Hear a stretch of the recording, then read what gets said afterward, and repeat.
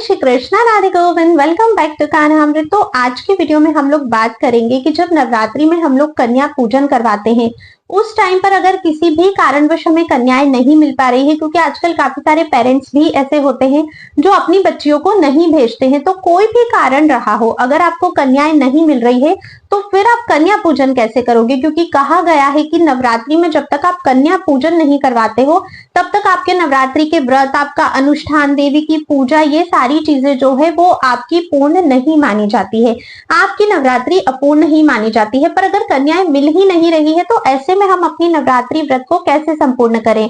आज इस वीडियो में मैं आपको वो बताऊंगी जो हमारे शास्त्रों ने हमें ऐसी स्थिति में आज्ञा की है, ग्रंथों में क्या लिखा है, हमें ऐसे में क्या करना चाहिए, ये सब आपको जानने को मिलेगा। तो अगर आप लोगों ने अभी तक चैनल को सब्सक्राइब नहीं किया है तो सब्सक्राइब करके बेल आइकन जरूर प्रेस कर लीजिए, क्योंकि आगे और भी ऐसी इन्फॉर्मेटिव वीडियोस आप तक आने वाली है। नोटिफिकेशन बेल जरूर प्रेस कर दीजिएगा। चलिए इस वीडियो को शुरू करते हैं। देखिए, हर वो व्यक्ति जिसने माता के व्रत रखे हैं 9 दिन के, या जिन्होंने अपने घर पर माता की स्थापना की है, कलश स्थापना की है, अखंड ज्योत की स्थापना की है, वे सभी लोग नवरात्रि में कन्या पूजन करते हैं। लेकिन पहले के समय में तो कन्याएं बहुत इजीली मिल जाती थी, जितनी हमें चाहिए उतनी मिल जाती थी। पर आज के समय में काफी सारे लोगों का ये प्रश्न होता है कि हमें कन्याएं नहीं मिल रही है। किसी को 4 मिलती है, किसी को 5 मिलती है, किसी को 7-9 कन्याएं नहीं मिल रही है। ऐसे में काफी सारे लोग तो होते हैं कि कन्या पूजन करते ही नहीं है। देखिए, सबसे पहले तो आप ये भ्रम हटा दीजिए कि आपको 9 ही कन्याओं का पूजन करना है, ठीक है। आपको अगर 2 भी मिलती है, 4-5 जितनी भी मिल रही है, उतनी कन्याओं का तो एटलीस्ट आप पूजन कीजिए। 9 की काउंटिंग ही होनी चाहिए की वजह से आप एक कन्या का पूजन भी नहीं कर रहे हो, जो कि बिल्कुल गलत है। तो आपको जितनी भी कन्याएं मिल रही है आप उनका पूजन अवश्य और अवश्य ही कीजिए। आपके यहाँ पर अष्टमी पूजी जाती है या नवमी पूजी जाती है, कन्या पूजन की विधि सेम ही रहती है। कन्या पूजन हमें किस प्रकार से करना चाहिए, हमारे शास्त्र क्या आज्ञा करते हैं, उसकी वीडियो भी आपको चैनल पर मिल जाएगी, आप उसे जरूर चेकआउट कीजिएगा। अभी बात करते हैं कि अगर मान लीजिए किसी भी कारणवश या तो कोई अपनी बच्चियों को भेज नहीं रहा है, या आपके आसपास बच्चियां हैं नहीं, या कोई भी कारण रहा हो, कन्या पूजन आप नहीं कर पा रहे हो, आपको बच्चियां नहीं मिल रही है, तो ऐसे में जो पहला उपाय है वो बात करते हैं आपको क्या करना चाहिए। अब देखिएगा, ऐसे में सबसे पहला उपाय तो ये होता है कि अगर आपके घर में कोई कन्या है, मान लीजिए आपके कजिन्स की कोई कन्या है, या आपके कुल में कोई भी कन्या है, आपकी स्वयं की बेटी भी क्यों न हो, अगर वो छोटी है, सबसे पहले तो हमें किस एज की कन्याओं का पूजन करना चाहिए? तो आपको जो कन्याओं का पूजन करना चाहिए वो आप 1 साल से लेके 8 साल तक की कन्याओं का पूजन कर सकते हो।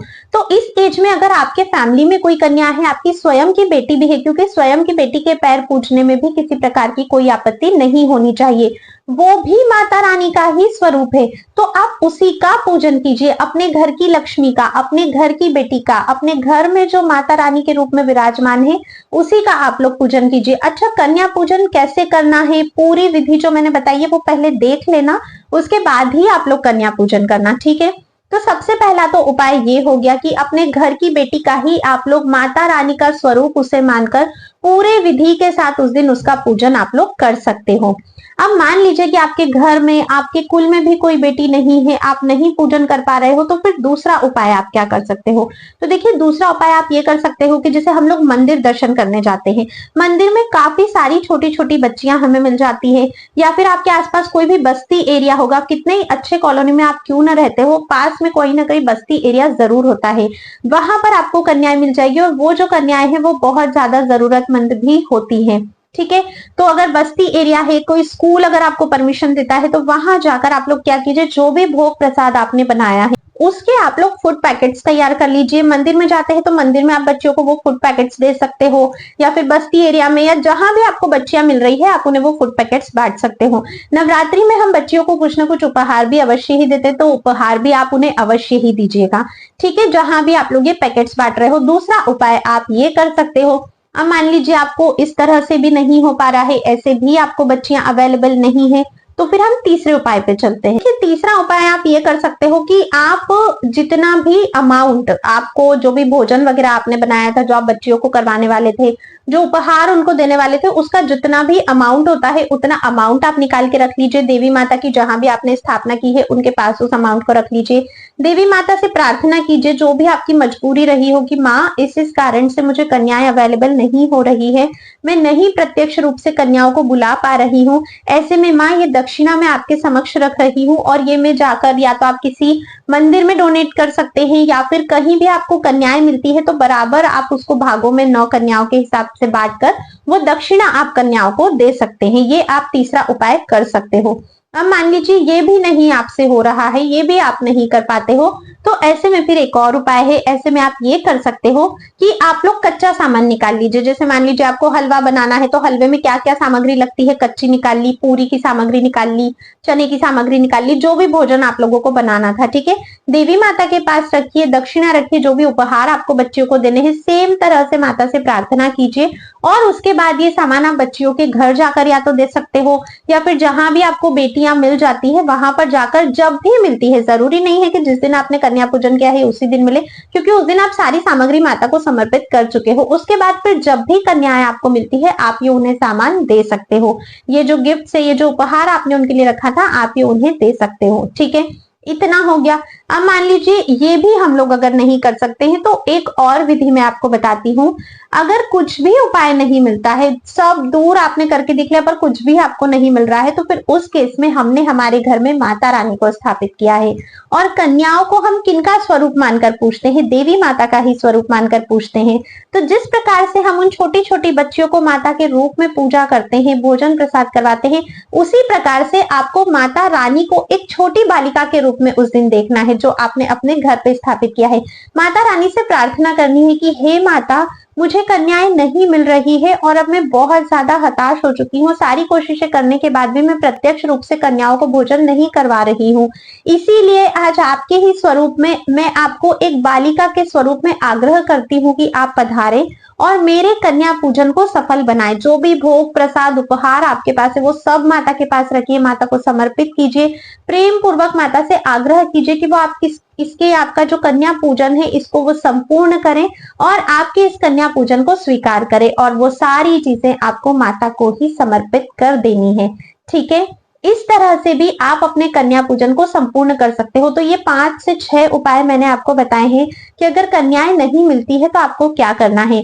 आप देखिए 9 कन्याएं अगर नहीं मिल रही है तो क्या करना है। अगर मान लीजिए आपके घर में कोई एक बेटी है, उसी का पूजन कीजिए, जितना आप 9 कन्याओं को देने वाले थे उतना अपनी उस एक बेटी को ही दीजिए। अगर आपको 4 कन्याएं मिल रही है, 5 कन्याएं मिल रही है तो फिर अकॉर्डिंगली आप लोग उसे उन्हीं कन्याओं में डिवाइड कर दीजिए जितना आप 9 कन्याओं को देने वाले थे, ठीक है। अब ये जो माता रानी को आपने भोग लगाया था, जो लास्ट वाला मैंने उपाय बताया है कि आप माता रानी को ही बालिका स्वरूप में भोग लगाइए, उस भोग का फिर आप लोगों को क्या करना है, वो भोग का जो प्रसाद है वो आपको गौ माता को बाद में खिला देना चाहिए, ठीक है। और जो भी उपहार आपने माता को समर्पित किए थे, अगर आपके घर में कोई भी बच्ची है, कोई भी उसको यूज कर सकता है तो बिल्कुल आप लोग उसको यूज कीजिए, नहीं तो किसी भी जरूरतमंद को आप वो उपहार बिल्कुल बाद में कभी भी दे सकते हो। जरूरी नहीं है कि जिस दिन कन्या पूजन है उसी दिन आपको देना है। तो इस तरह से कन्याएं ना मिलने पर आप लोग कन्या पूजन को सफल कर सकते हो, क्योंकि देखिए जब तक हम लोग कन्या पूजन नहीं करते हैं तब तक हमारे नवरात्रि के जो व्रत है वो पूर्णतः सफल नहीं होते हैं और हम 9 दिन तक व्रत कर रहे हैं, माता की उपासना कर रहे हैं, तो कन्या पूजन हमें अवश्य ही करना चाहिए। तो ये जितने भी उपाय मैंने आपको बताए हैं ये सभी हमारे शास्त्रों में लिखे हैं, हमारे ग्रंथों से आए हैं, तो इनको करने में आपको 2 बार बिल्कुल भी नहीं सोचना पड़ेगा, बिना किसी डाउट के आप इसे फॉलो कर सकते हो। और देखिए सबसे ज्यादा इंपॉर्टेंट होता है अगर आप प्रत्यक्ष रूप से कन्या पूजन करते हो, अगर कन्याएं मिल सकती है, थोड़ा सा प्रयास करने से मिल सकती है, तो बिल्कुल प्रत्यक्ष रूप से ही करो। ये जो मैंने उपाय बताए हैं ये बिल्कुल उस स्टेज के उपाय हैं कि आप सब दूर से परेशान हो चुके हो, कन्याएं मिल ही नहीं रही है, तब जाके आपको इन उपायों को करना है और इसमें से जो भी आपको सुटेबल लगता है उस उपाय को आप लोग कर सकते हो। आई होप आप लोगों ने सारी चीजें बहुत अच्छे से समझ ली होंगी। कोई भी डाउट है अभी भी अगर आपके मन में तो कमेंट करके पूछ सकते हो। इस वीडियो को ज्यादा से ज्यादा उन सभी लोगों को शेयर कीजिए जिन सभी को इस इंफॉर्मेशन की आवश्यकता है। वीडियो थोड़ा भी पसंद आया है तो लाइक किए बिना और कमेंट में जय माता दी लिखे बिना बिल्कुल भी मत जाइएगा। आई होप आप लोगों ने अभी तक चैनल को सब्सक्राइब तो कर ही लिया होगा। अब मैं आप सभी से नेक्स्ट वीडियो में मिलती हूँ, तब तक के लिए राधे राधे।